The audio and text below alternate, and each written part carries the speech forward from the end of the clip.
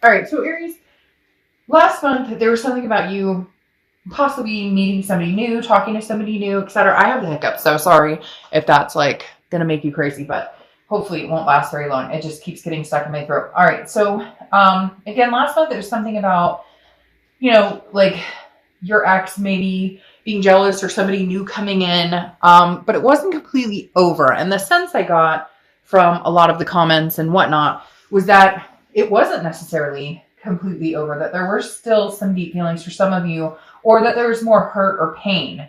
And then for others of you, obviously, it was like, hey, it's completely over. The reason I'm bringing that up is here's where we have the switcheroo, okay? Your theme of the month is the Fool and the Two of Cups, which is the twin flame card. So you have the Fool, the Two of Cups, Fool, Two of Cups. If you get my drift, the Fool is the beginning of the major arcana, so it's a new cycle. It's a new beginning. But then you have the Two of Cups, which is the karmic connection or soulmate connection, which most of you watching this read either still have with this person, have had on and off for a long time, or have never fully, written that off. So I feel very perplexed here. Like, are we having a new beginning, or is your twin flame coming back? Or is it a new beginning with a twin flame? So let's see what's going on. We'll check the rest of the cards. But I really like this for your theme of the month because either way, it's very fruitful. All right, the first card you have coming into the month is your current position, and you have the Six of Wands, which is about pride, success, achievement. So I feel like this is a can't lose month for you, Aries. Like coming off of the theme of the month and now this card, this is like, I have a lot going on in my life now. I feel like this is counting blessings. I said that to another read. I don't remember which sign. That maybe this isn't even about love. This is about goals you've achieved. Maybe you're, succeeding in your career, finishing school, spending more time with family, buying a new house. There's so many different things we could go over. I'm not going to name a million different things, but those are the first things that popped into my mind. Even for some of you, it was like losing weight or going on a diet or something along those lines. So I feel like the Six of Wands is just overall Aries is stepping into a moment or a place, and I feel like it's going to go throughout the end of the year. And if you're not feeling it, not feeling it now, time is fluid, so it's coming. But again, the Six of Wands feels like it's achievement, it's success, it's pride, it's joy, it's feeling those blessings in everyday things, not necessarily reflecting on love or relationships. This is kind of like, I'm owning it, period. We'll see what else goes. Like your vibration is high, like you're raising your vibration to such a high level, to such a good level, to such a clean level. They're saying clean or like cleansing level, that like it could go either way, or you could say, screw it all, I'm not going for anything right now. I'm too happy in my own. The next card you have is how you're feeling coming into the month, and you have the Queen of Pentacles. All right, the Queen of Pentacles is about, she's wise. He or she, I don't apply sex to the cards, but the Queen of Pentacles is very wise, gained wisdom over time. Also very generous, feeling like wanting to be attentive towards somebody. So Aries, this is very much like, I haven't given up on love. I haven't given up my faith in other people, but I'm going to be attentive to somebody who reciprocates. The Queen has understood that I deserve certain things, or that I want certain things, and that I know how I deserve to be treated now. So I'm only going to reciprocate those feelings or expel my generosity out on someone who, treats me the same way. This is also a maternal, paternal energy. So it could be that you're spending more time with kids, or maybe you have grandkids, or maybe, there's something here for some of you that represents parenting, maybe a child's birthday or something, or maybe you've just recently been more engulfed than ever in your kids' lives because you've let go of a lot of stuff, a lot of drama, or a lot of chaos, not even just in love, but in work. It's just, Aries, I'm getting this overwhelming. Whew, that's so crazy because I'm getting like chills like nobody's business right now. Like there's just this overwhelming, I don't know what to say. Like things are really going your way or panning out here for you in a very genuine, like you deserve it, but you've also earned it way. All right, the next card you have is your distant past. So over the past 5-10 years, could be throughout your childhood, and you have the Eight of Pentacles. The Eight of Pentacles is hard work. I feel like for a lot of you, this is hard work that paid off. Why does this feel like for some of you, this is more of a results of other actions besides love. Yes, I mean, there's obviously love hanging out here, but there's a lot going on here that's very much pertaining to goals or aspirations you've had that you've achieved or that you want to. Okay, that's what they're saying too. The universe is saying that the distant past card here of the Eight of Pentacles is don't give up on the dreams. Whether you wanted kids, whether you wanted to adopt fur babies, move in together, you want a partner that, you know, you travel the world, whatever it is for you. There's so many different scenarios that you could have, and that each one of you could hold true to what you want or where you see yourself going. And it takes work. And it's almost like, Aries, you're going, oh, I'm putting the work into it. I am fucking putting the work into this because I'm achieving everything I set my heart out to, set myself out to achieve. And I feel like the Eight of Pentacles is the universe's way of saying, go get it, do it. Like, now's the time, thrive and survive. The next card you have is your distant past. So that makes sense.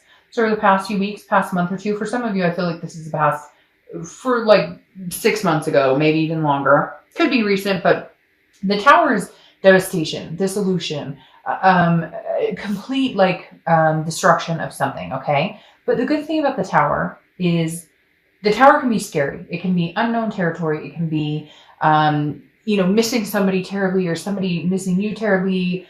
There's a lot of things that go into the Tower, but the Tower at the end it burns down to ashes. It burns down to the ground.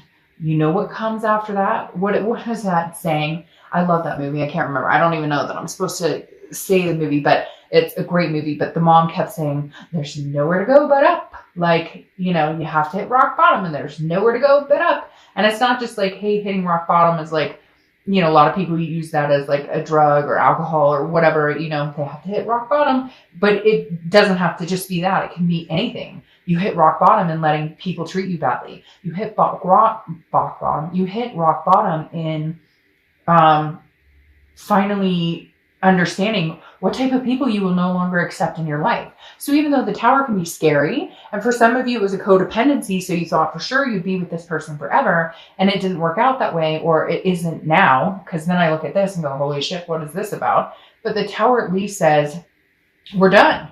We've wiped this clean. Can we rebuild? Am I rebuilding by myself? Am I rebuilding with this person who I have this connection with? Or are we rebuilding like a new foundation together without any of the past BS?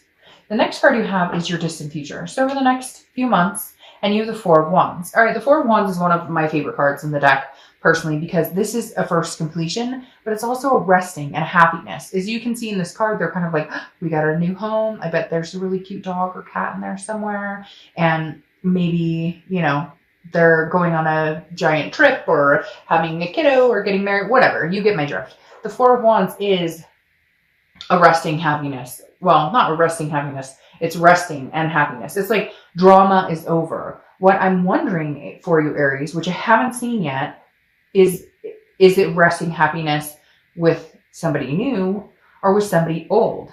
Because again, I'm very perplexed with these two right here. I feel like, again, the three scenarios: new beginning, karmic connection with somebody old, or a new beginning with somebody old. And I know that kind of sounds like two, but what I'm saying is a new beginning, like clean slate with somebody new, or a karmic connection that you go back to somebody and it kind of picks up where it left off. Does that make sense? Anyways, the Four of Wands is one of my favorite cards because it means you've gotten past the point of being like, okay, I like you, you like me, to, okay, we're moving on to something bigger. We're moving on to solidify a relationship. The next card you have is your immediate future. So throughout the month of November, and you have the Nine of Pentacles. Now, the Nine of Pentacles is abundance, success, satisfaction. It's also generosity. You're having a lot of earth sign cards come up. And so it makes me feel like maybe you're dealing with a Capricorn, Taurus, or Virgo. But the Nine of Pentacles tells me that this month you will be successful in a lot of things. Now, every time I see this like chain, and for whatever reason, I take that as a heart, even though it's obviously like a skull with wings or something like that, or crazy hair. I always feel like this is kind of like you first, Aries. You're putting yourself first, your priorities first, your kids first, your family first, your work first, everything. And then if this person can show up, that would just complete this abundance. And you could add another star to the sky, right? Because like I said, here you're feeling abundant in so many different things. The counting the blessings part of it, okay? Now, if you could add to it with love, either a karmic connection coming back or somebody new coming forward, then it's almost like you'd have all the stars in the sky. The next card you have is anything tangible that's going to happen throughout the month. Could be the beginning, middle, end, could last for a day, a week, etc. You have the Queen of Cups, so person of mystery. All right, I'm starting to feel like you're getting a little bit of both, Aries. Like you may be meeting people right now because there was such devastation. You just kind of wipe the slate clean right now and you're starting to meet new people or you're starting to network, whatever. But the Queen of Cups then tells me that somebody's coming in from your past because the Queen of Cups is mystery, otherness. She or he is not giving out what they're doing, but somebody is inquiring. The Queen of Cups is like, look, I only have one cup. And I'm saving every drop of that love and emotion for that one cup. But who deserves it? Who wants it the most? And I'm not saying you're sitting here going, hey, I'm Aries, beating on your chest. Like, hey, you know, I'm the best thing. Whoa, peace, bro. Like, it's not like that. It's more, I'm slowly, steadily ready to open up. Like I talked about with the Queen of Pentacles here.